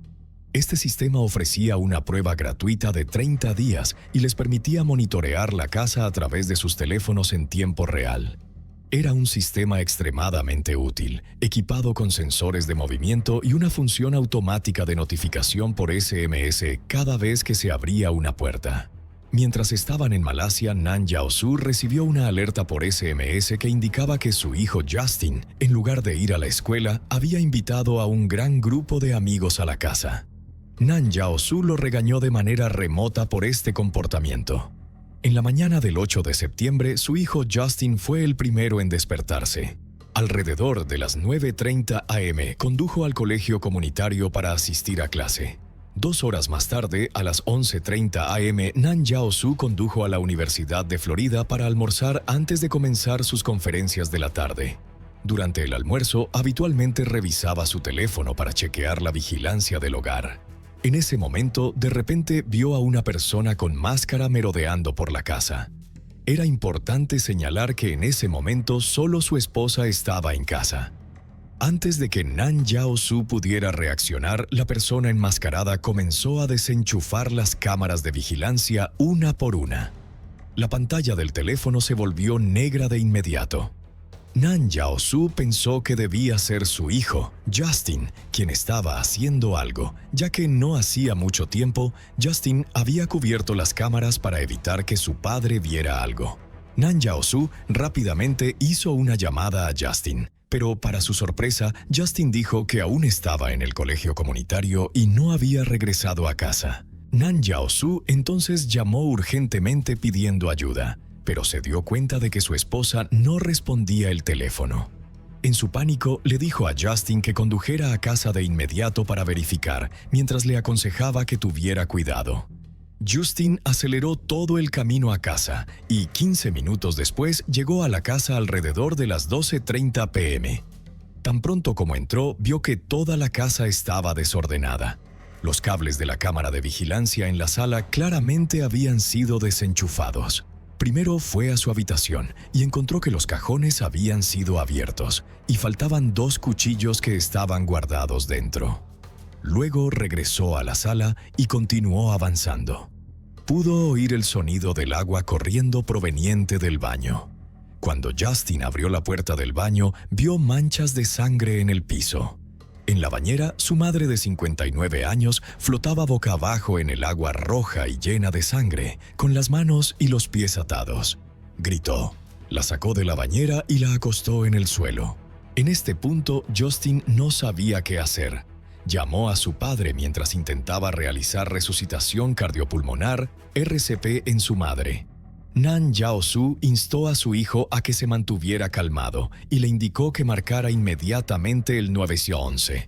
Durante la llamada con el operador, Justin estaba extremadamente paniqueado.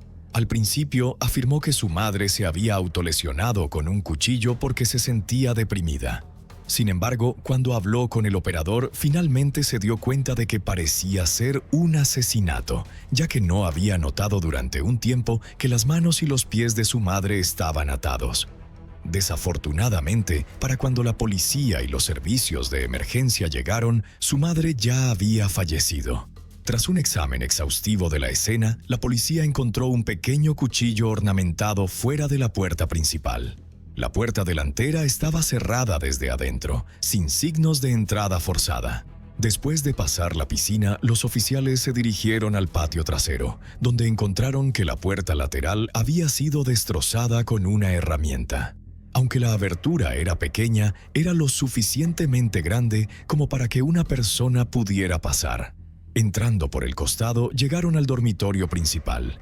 El armario y los cajones habían sido saqueados y las cajas de joyas estaban esparcidas por el suelo. Sin embargo, el asesino no había robado nada. Varias cámaras de vigilancia dentro de la casa habían sido desenchufadas, lo que llevó a la policía a sospechar que el asesino sabía dónde estaban ubicadas las cámaras. La casa estaba cubierta de manchas de sangre roja esparcidas, tanto en los pisos como en las paredes. En una alfombra de la sala, la policía encontró una brida de plástico con un nudo. La puerta de vidrio afuera del baño había sido hecha añicos. Considerando las heridas de cuchillo y las lesiones defensivas encontradas en el cuerpo de la víctima, se sospechaba que ella había luchado antes de ser finalmente sometida. Después de drenar el agua de la bañera, la policía descubrió un segundo cuchillo dentro. Cuando se le preguntó a Justin sobre él, confirmó que el cuchillo había sido un regalo que su madre le había dado anteriormente porque sabía que tenía el pasatiempo de coleccionar cuchillos. El cuchillo encontrado en la bañera, así como el que se encontró fuera de la puerta, eran parte de la colección personal de Justin. No había signos de robo financiero en la escena del crimen.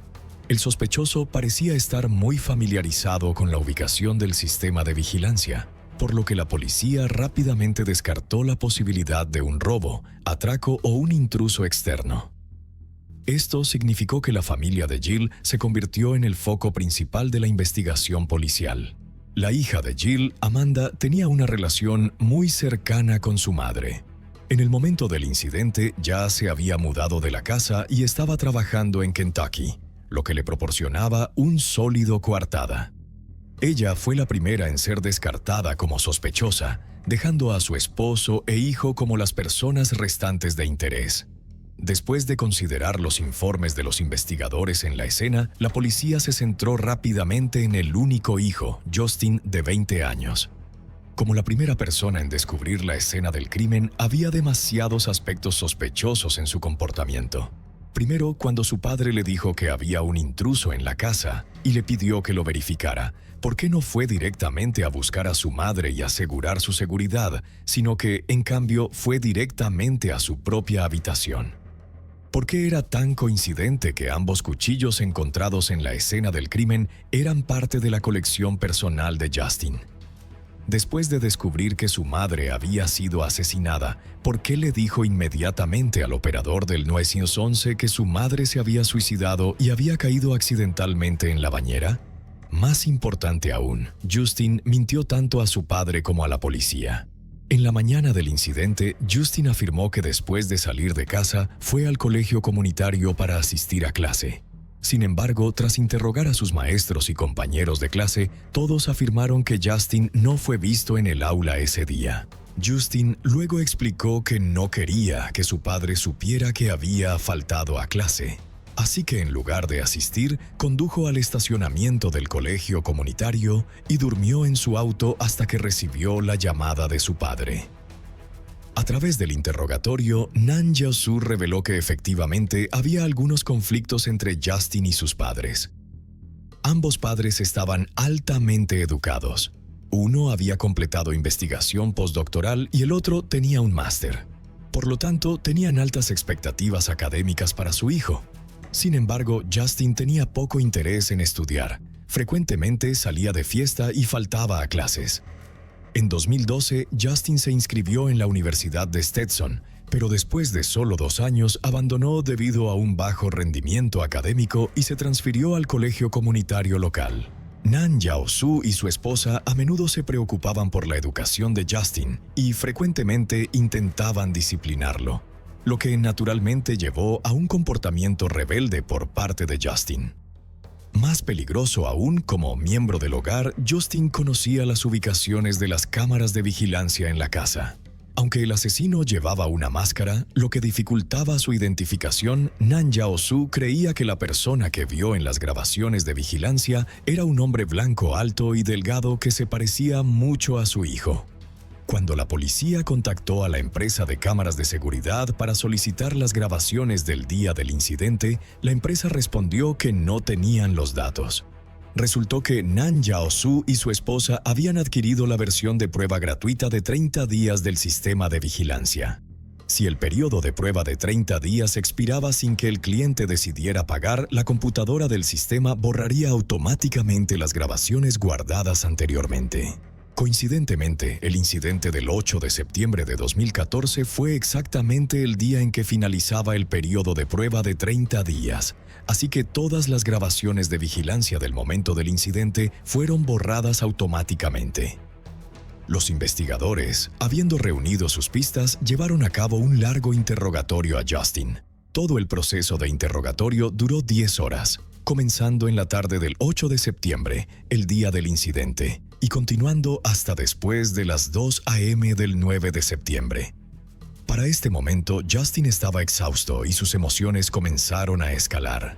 Suplicó fervientemente su inocencia, afirmando su profundo amor por su madre y declarando con resolución que nunca haría nada para dañar a quien le dio la vida. Después del interrogatorio, la policía no obtuvo ningún testimonio útil de Justin y solo pudo liberarlo temporalmente.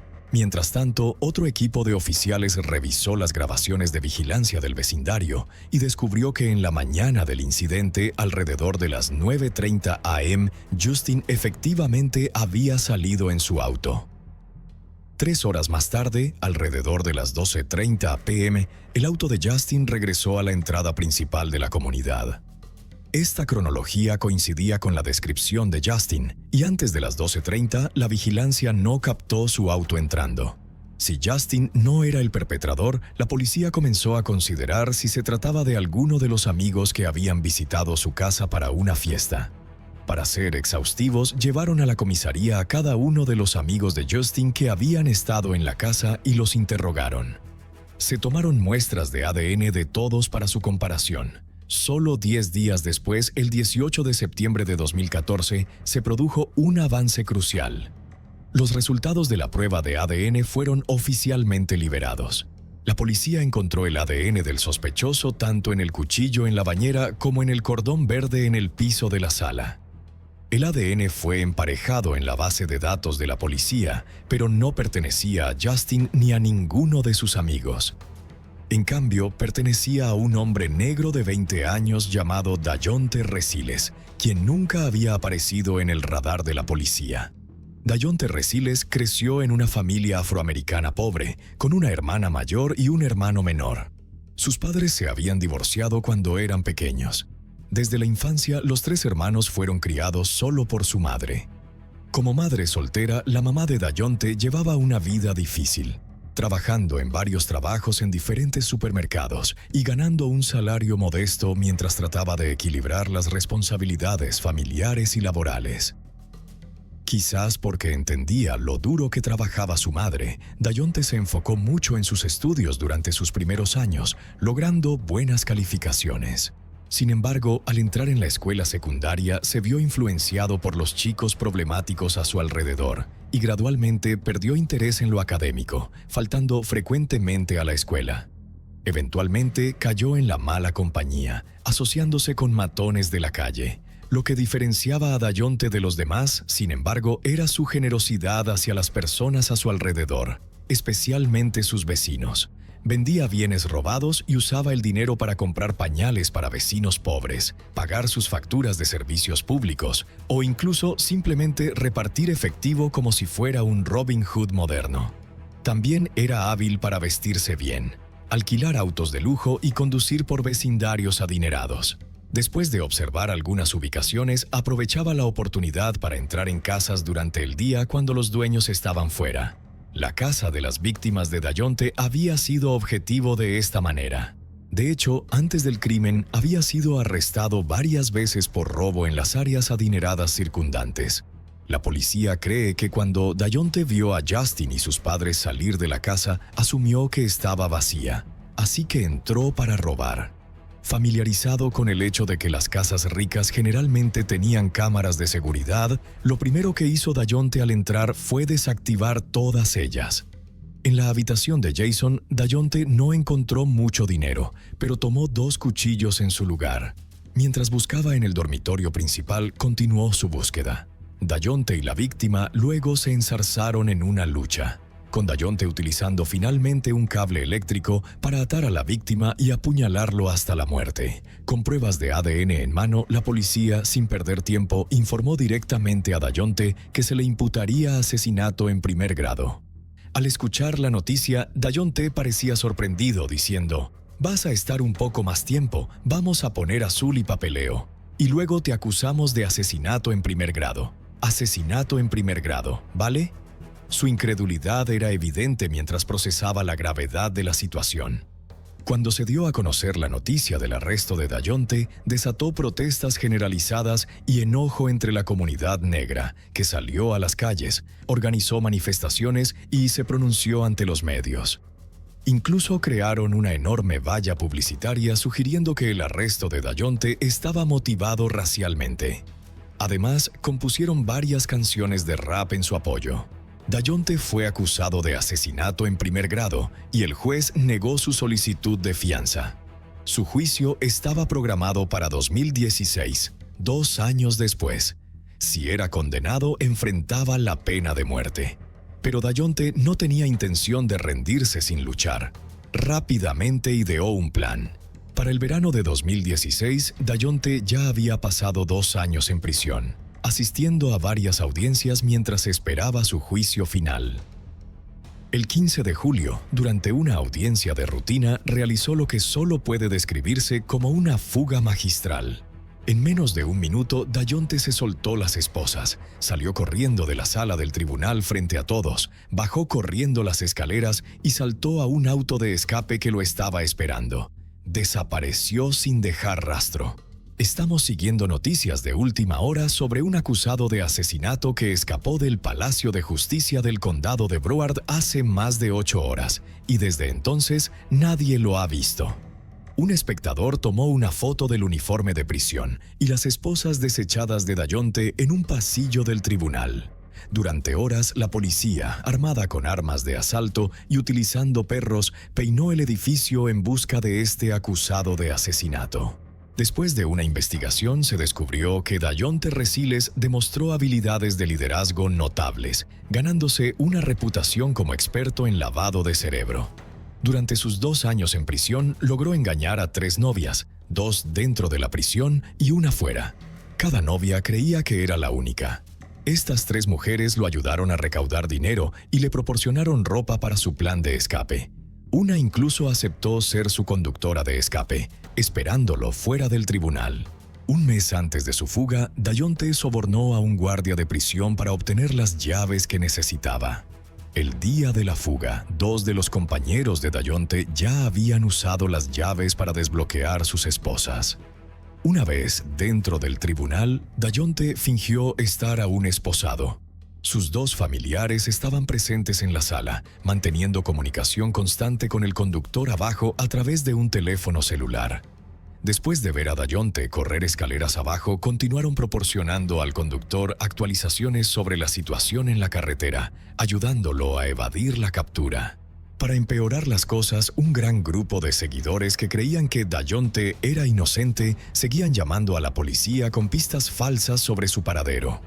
Algunos afirmaban que se había ido a Texas, otros decían haberlo visto en el estado de Washington, y algunos incluso sugerían que había escapado a Tahití. Estas pistas falsas dificultaron a la policía rastrearlo.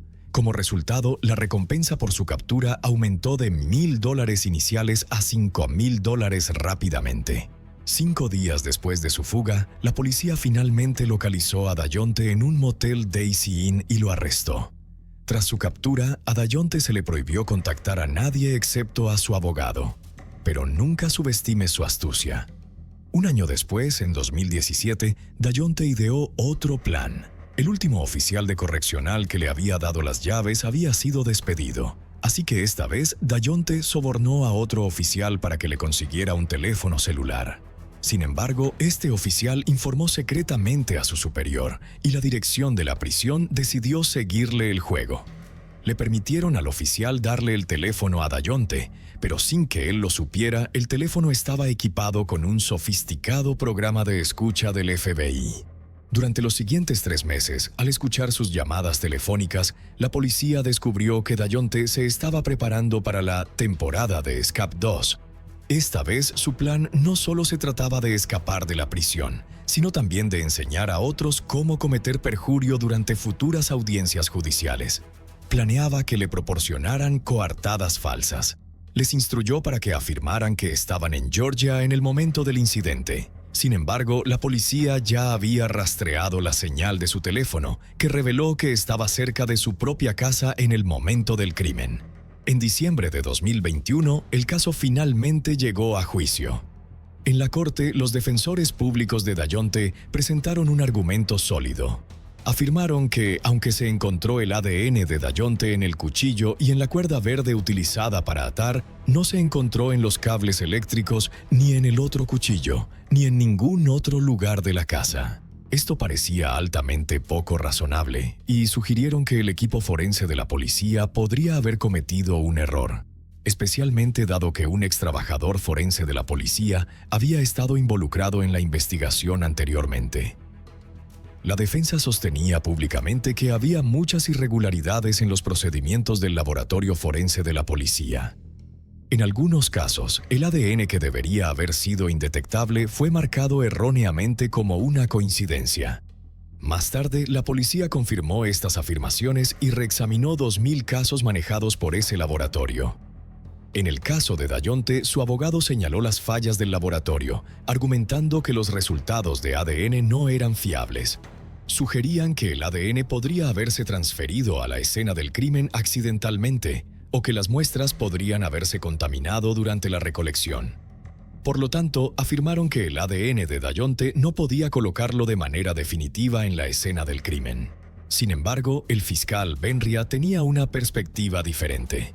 Llamó a un experto que explicó que incluso si había problemas con el proceso de prueba, la variación solo estaría en el grado de certeza, no en un cambio completo en los resultados. Por ejemplo, aunque la probabilidad podría variar de 1 en 1.000 millones a 1 en 10.000 millones, el ADN de Dayonte aún se encontró en la escena, específicamente en los 2 cuchillos utilizados en el crimen. Esto era indiscutible, por lo que estaba claro que Dayonte estaba en la escena del crimen. En la corte, la defensa también cambió el enfoque hacia otros 2 sospechosos, Nan Yao y Justin.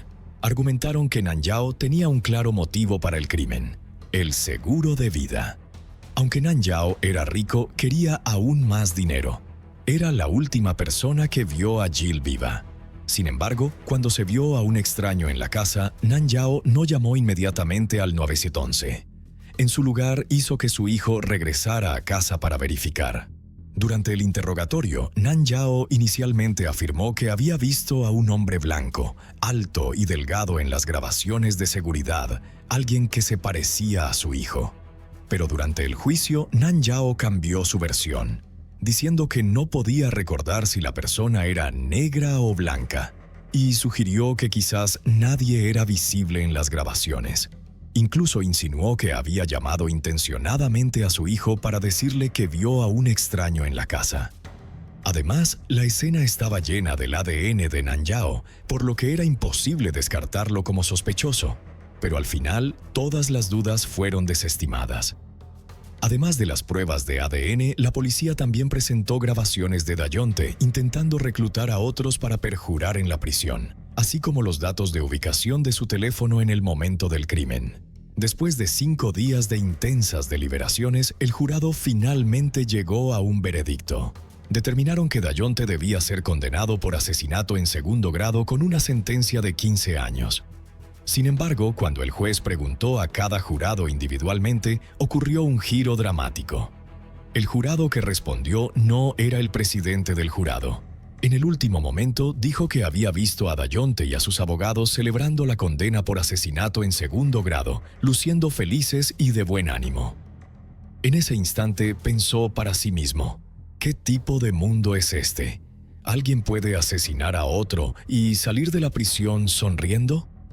En ese momento decidió seguir su conciencia. De hecho, durante las discusiones anteriores, 9 de los jurados habían sentido que el asesinato en primer grado era el cargo más apropiado, pero los otros 3 jurados argumentaron que encarcelar a un hombre negro de por vida era demasiado severo y no podía justificarse. Estos 3 jurados persuadieron activamente a los demás para optar por el asesinato en segundo grado.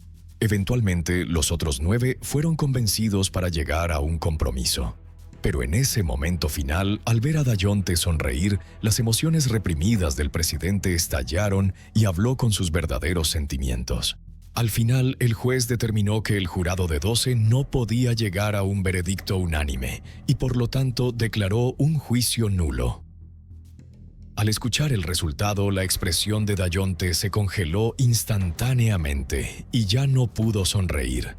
Solo un mes después, el 3 de enero de 2022, comenzó oficialmente el segundo juicio de Dayonte. Esta vez parecía un globo desinflado, como si ya hubiera anticipado su destino. Mantuvo la cabeza baja durante todo el proceso, incluso cuando el jurado y el juez anunciaron el veredicto, lucía desorientado y resignado. Después de 2 meses de largas audiencias, el 18 de marzo de 2022, el jurado condenó unánimemente a Dayonte por asesinato en primer grado. Como amigos cercanos y familiares de la víctima, Nan Yao y Sasen expresaron que no buscarían la pena de muerte, ya que creían que personas de buen corazón como ellos no desearían la muerte a nadie. El juez finalmente condenó a Dayonte a cadena perpetua sin posibilidad de libertad condicional. Este extraño caso llegó a su fin aquí. Sin embargo, hasta el día de hoy, algunas personas continúan insistiendo en que Dayonte fue acusado injustamente, argumentando que era inocente. Otros aún sospechan que su hijo, Justin, es el verdadero asesino. Algunas personas pueden seguir preguntándose por qué Nan Yao afirmó haber visto a una persona blanca en las grabaciones de vigilancia, cuando el verdadero asesino resultó ser negro. Sin embargo, independientemente de la confusión, una cosa es clara. Los intentos de Dayonte de alentar a otros a cometer perjurio en prisión revelan su culpabilidad. Algunas personas tienen mentes brillantes, pero no siempre las utilizan de la manera correcta. Dayonte es un perfecto ejemplo de esto. Pasó de ser un estudiante prometedor a un criminal. Cometió robos, mató a una persona, sobornó a guardias de prisión e incluso trató de incitar a otros a ayudarle a escapar. Durante todo esto, logró mantener 3 novias. Al final, escapó exitosamente de la prisión. Es como si fuera una versión joven de un líder de culto. Si no hubiera sido por el jurado que inesperadamente se pronunció en oposición, Dayonte habría sido liberado en menos de 15 años. Quizás en este caso ese jurado fue un ángel enviado por el cielo. Entonces, ¿qué piensas sobre Dayonte y este caso? No dudes en dejar tus pensamientos en los comentarios a continuación.